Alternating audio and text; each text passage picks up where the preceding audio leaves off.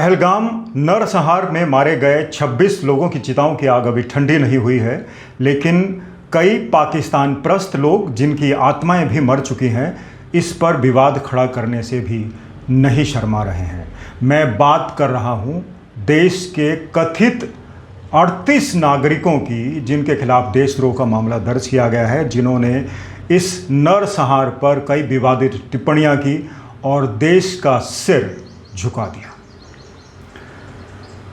जिन लोगों को गिरफ्तार किया गया है, इनके ऊपर सबके खिलाफ देशद्रोह का मामला दर्ज किया गया कि उन्होंने ऐसी विवादित टिप्पणियां की जिससे आम लोगों में निराशा फैल गई और शांति भंग होने का खतरा पैदा हो गया था। अब जिन 38 लोगों के खिलाफ मामले दर्ज किए गए हैं, उनमें से कुछ लोग ऐसे जिनके खिलाफ अभी कोई हैं, जिनके खिलाफ भी देशद्रोह का मामला दर्ज हुआ है।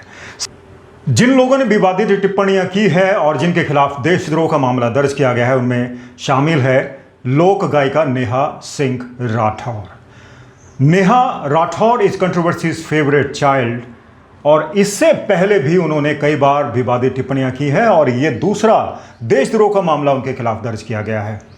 नेहा राठौर ने बिना सोचे समझे एक बड़ी टिप्पणी कर दी। खैर, नेहा राठौर ने प्रधानमंत्री की आलोचना की थी, लेकिन नेहा राठौर के द्वारा की गई टिप्पणी और आलोचना पाकिस्तान के मीडिया के लिए बड़ी हेल्पफुल साबित हुई।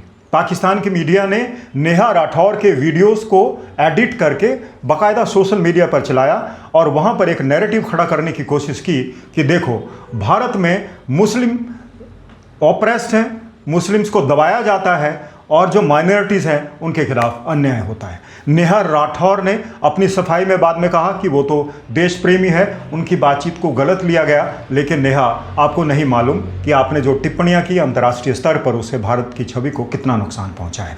आप प्रधानमंत्री की आलोचना करना चाहती थी, आपका अधिकार है, लेकिन कुछ आलोचनाएं सोच समझ कर की जाती हैं और जिस तरह से आपने आलोचना की वो हमारे देश की मर्यादा के लिए सही नहीं है। यही कारण है कि आपके खिलाफ एक बार नहीं 2 बार देशद्रोह के मामले दर्ज हो चुके हैं।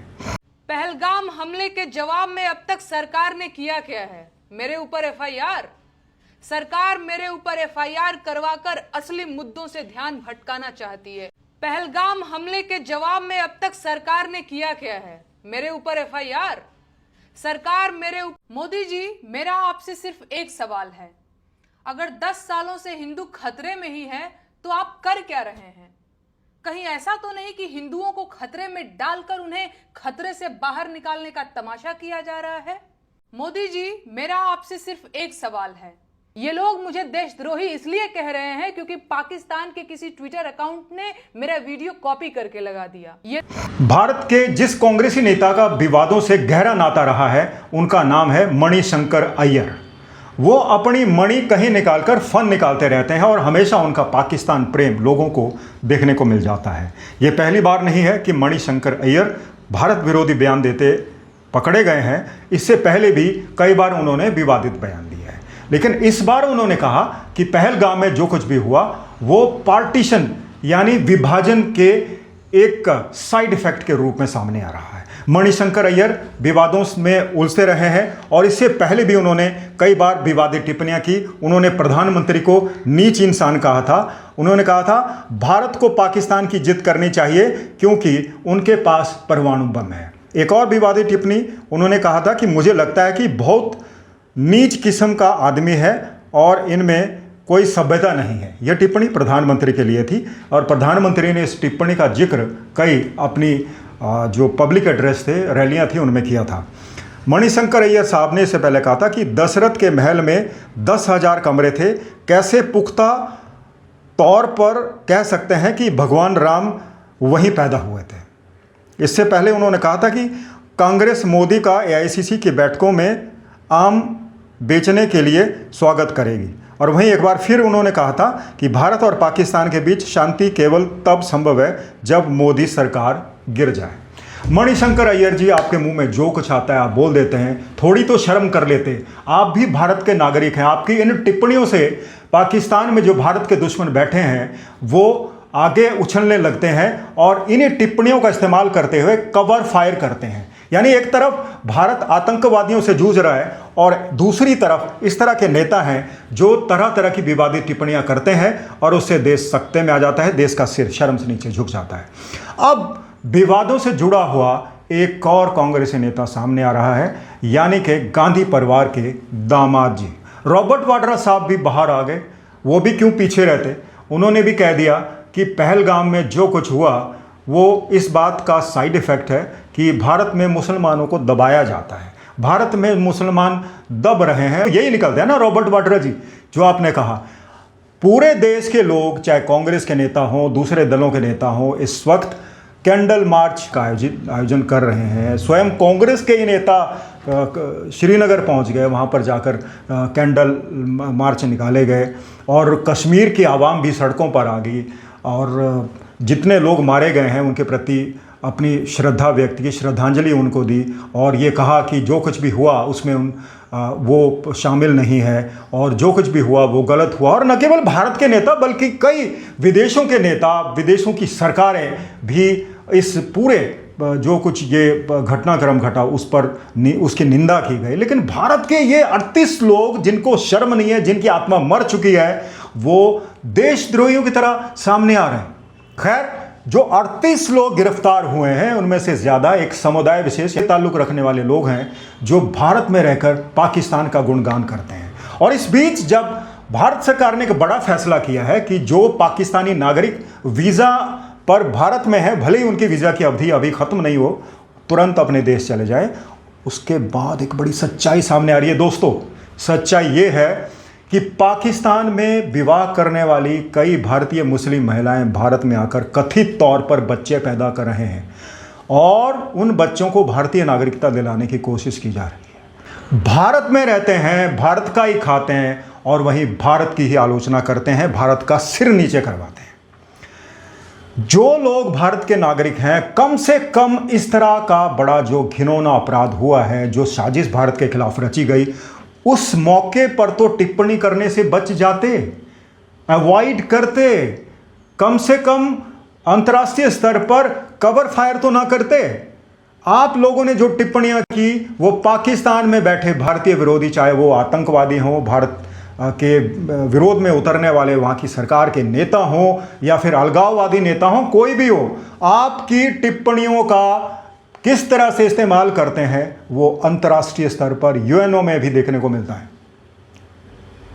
ये लोग इन टिप्पणियों का इस्तेमाल अपने समाचार पत्रों में, मीडिया में करते हैं और साबित करने की कोशिश करते हैं कि देखो भारत में जो माइनॉरिटीज़ हैं उनके खिलाफ क्या हो रहा है, उनको दबाया जा रहा है।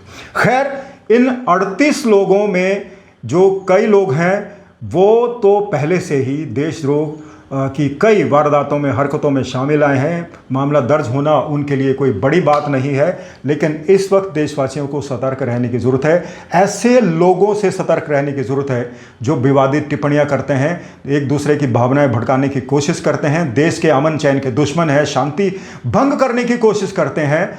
और दूसरी तरफ सवाल पूछा जाता है अंतर्राष्ट्रीय स्तर पर, वो भी भारत से। आप भारत की सरजमी पर रहते हो, भारत का ही खाते हो। अगर आपने आलोचना करनी है तो आलोचना करने का तरीका और समय आपको समझ में आना चाहिए। आप एक ऐसे समय में भारत सरकार की आलोचना कर रहे हो जब चारों तरफ से कई विदेशी सरकारें भारत का साथ दे रही हैं, आतंकवाद का विरोध कर रही हैं और आप आतंकवाद को जस्टिफाई करने में लगे हुए हैं। मणिशंकर अय्यर जी, अगर मुसलमान पार्टीशन के दौरान भारत में ही रहना चाहते तो रह जाते, क्यों चले गए पाकिस्तान? आपको उनका दर्द क्यों लगता है? बार बार तो पाकिस्तान चले जाते हैं। आपको पाकिस्तान की बड़ी फिक्र रहती है, पाकिस्तान की इज्जत करो, उसके बाद परमाणु बम है।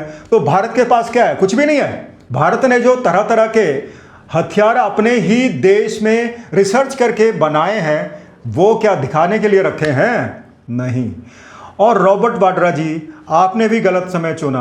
आप मुसलमानों की हिमायत कीजिए, मुसलमानों के पक्ष में ज़रूर बोलिए, लेकिन इस तरह से ना बोलिए कि वो चिंगारी बनकर एक देशद्रोह जिसमें साफ दिखाई दे। नेहा राठौर को भी ऐसी टिप्पणियां करने का बहुत पहले से शौक है। खैर, नेहा राठौर भारतीय जनता पार्टी की सरकार और नेताओं को निशाना बनाती है, बनाती रहे, उससे हमें क्या फ़र्क पड़ता है। लेकिन नेहा राठौर, आप सबसे पहले भारतीय हैं, भारत की नागरिक हैं। आप खुद ही कह रही हैं अपनी वीडियो में कि आपको देश प्रेम का कोई एविडेंस देने की ज़रूरत नहीं है। आपके परिवार के कई लोग फौज में हैं, तो जिन फौजियों की हर रोज़ पाकिस्तान की गोलियों से मौत होती है उनके बारे में क्या कहेंगे आप? कुछ तो पाकिस्तान के खिलाफ बोल दो।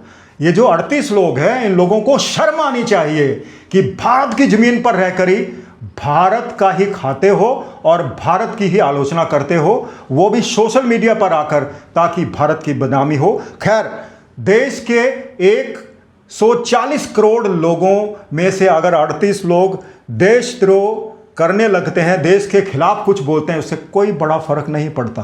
कानून अपनी जगह, कानून अपना काम करेगा। आप लोगों के खिलाफ मामला दर्ज हो गया है और कार्रवाई भी होगी, और उन पाकिस्तानियों को भी आप सोच समझकर भारत आना चाहिए जिनको अब भारत से खदेड़ा जा रहा है। साफ है, भारत सरकार और भारत का हर नागरिक देशद्रोह को टॉलरेट नहीं करेगा। जो लोग पर्यटन के नाम पर और पर्यटन के व्यवसाय के रूप में अब आंसू बहा रहे हैं, उनको भी समझना चाहिए कि अगर आप चाहते हो आपके पर्यटन का कारोबार चले और पर्यटक आपकी धरती पर आए, तो आप उनकी सुरक्षा बनाने में भी मदद करिए।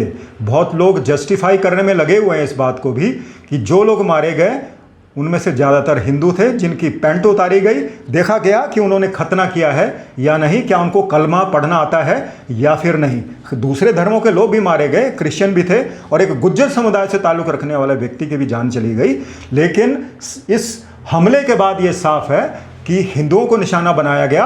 आतंकवादी और पाकिस्तान की सरकार और पाकिस्तान की सेना भारत में भय का माहौल पैदा करना चाहती है, हिंदुओं को डराना चाहती है कि हिंदू कम से कम कश्मीर ना जाए, जिस पर पाकिस्तान दावा ठोक रहा है। लेकिन हकीकत यह है कि पाकिस्तान को अब अपने वजूद का खतरा मंडराता हुआ दिख रहा है। पाकिस्तान थर-थर कांप रहा है, डर रही है वहाँ की सेना कि पता नहीं किस वक्त भारत एक बहुत बड़ी कार्रवाई कर दे। दोस्तों, ये था आज का वीडियो।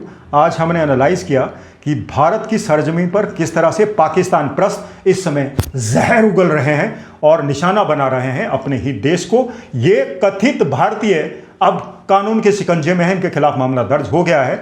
और आज का वीडियो अगर आपको अच्छा लगा हो तो इस वीडियो को साझा जरूर कर दें, और अगर चैनल आपको अच्छा लगा हो तो चैनल को सब्सक्राइब करना ना भूलिएगा, क्योंकि अगर आप सब्सक्राइब करते हैं तुरंत आपको नए वीडियो की सूचना मिलती रहेगी। और अंत में एक बार फिर से मोटिवेशन, हम जिस धरती पर रहते हैं, जहाँ का पानी पीते हैं, जहाँ की आबो हवा हमारे अंदर जाती है, जहाँ हम सांस लेते हैं, जहाँ हमें सुरक्षा मिलती है, जहाँ के फौजी हमारे देश की और हमारे घरों की, हमारी सरहदों की रक्षा करते हैं, उनके दर्द को समझिए। आप आतंकवादियों से हाथ मत मिलाइए, आतंकवादियों की भाषा मत बोलिए। आप मेरा इशारा समझ गए होंगे मैं किन के लिए यह कह रहा हूँ। देश प्रेम की भावना जगाइए, हर गलत बात का विरोध कीजिए। देश प्रेम होगा तभी देश सलामत रहेगा, वरना इस तरह के देश विरोधी लोग आगे आकर देश को कमज़ोर करने की कोशिश करते रहेंगे। तो आज का वीडियो, आज का एपिसोड यही समाप्त होता है। कल फिर मिलेंगे नए वीडियो के साथ, नए टॉपिक के साथ। आप अपना ख्याल रखिएगा। जय हिंद।